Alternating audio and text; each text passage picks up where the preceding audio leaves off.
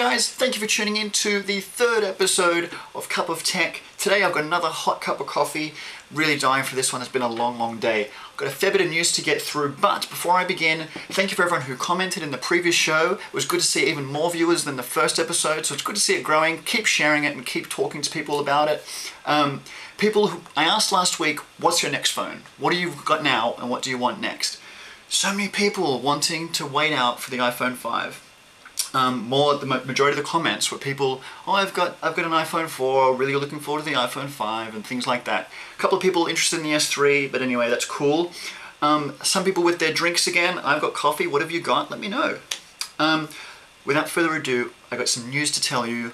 Let's get to it. iPhone 5. Now, it is the phone that you guys are most waiting on.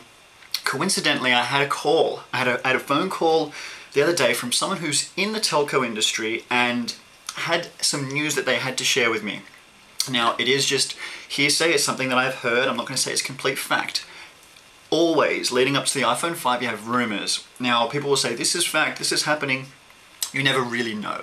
So here's some of the things that they've told me. One, at the bottom of the iPhone 5 will be a 3.5mm jack, not at the top anymore, it'll be at the bottom. Very similar to the Galaxy Nexus and the Nexus S. I don't really like it at the bottom because when I'm holding the phone, I'm holding it upright, I don't want to stick the thing at the bottom. I don't know, it's a personal thing. They believe that the shipments are ready and that the announcement is coming sooner than what we actually think. I've always thought October, September, it could happen sooner. They believe that the shipments are ready to go. So, interesting there. On the back, which is something I've heard before as well, is going to have a metal case, so a bit of a metal finish. At the moment it's glass, which obviously leads to a lot of breakages. I'm glad that they will change it if they do. A metal case on the back would look great, back like the old school, the first iPhone. That would be really cool to see. And obviously there's been a rumor, but these guys think it's for sure, is that it's going to have a new docking port, which is going to really upset people. Obviously they will probably bring out an adapter to work with your current iPod docks and things like that. But you can imagine if you've gone out and spent, say, $1,000 on some really high-end iPod docks, and all of a sudden you get the new iPhone and it won't connect without an adapter. That's going to really upset people. They're the four things that they've told me. They believe it's on its way. Like, get ready for an announcement. Let's wait and see.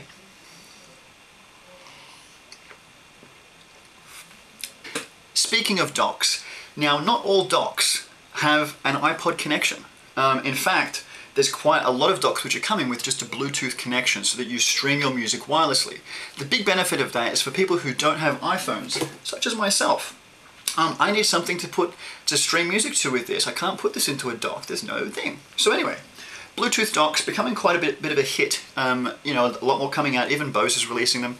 The latest one I read about this week was from Jawbone Jambox. Now this is a bigger one. They've actually released previously a smaller version.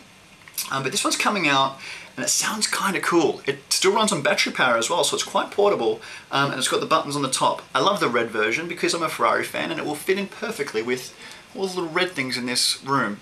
But I'm going to get one in for review because, you know what, looks is good, but the quality of sound is even more important.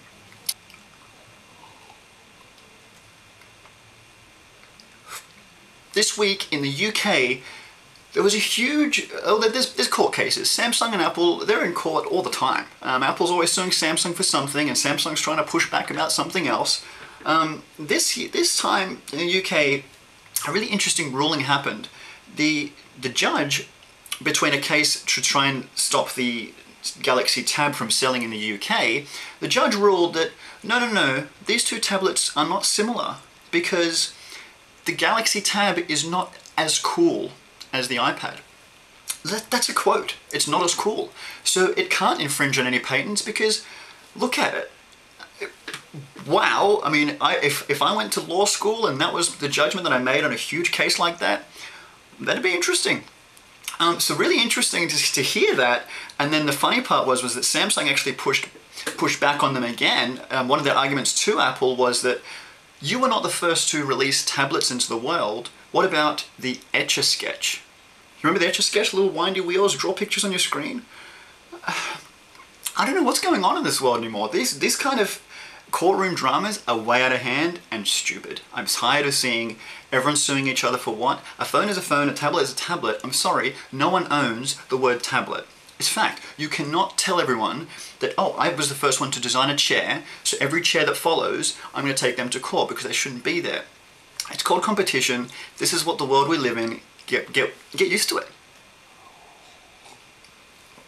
That stuff makes me angry.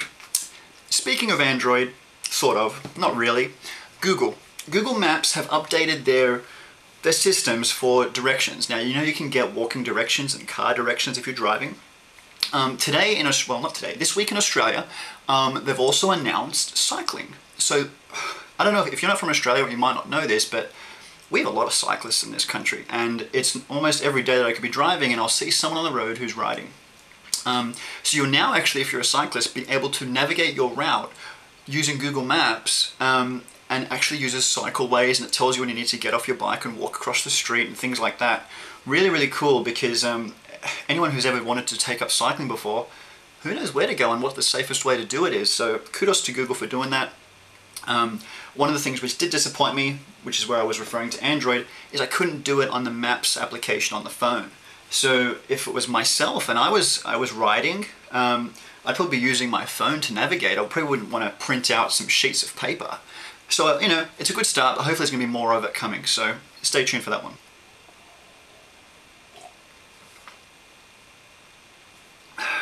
So, also just to give you guys some updates, I have the HTC One S in my hand.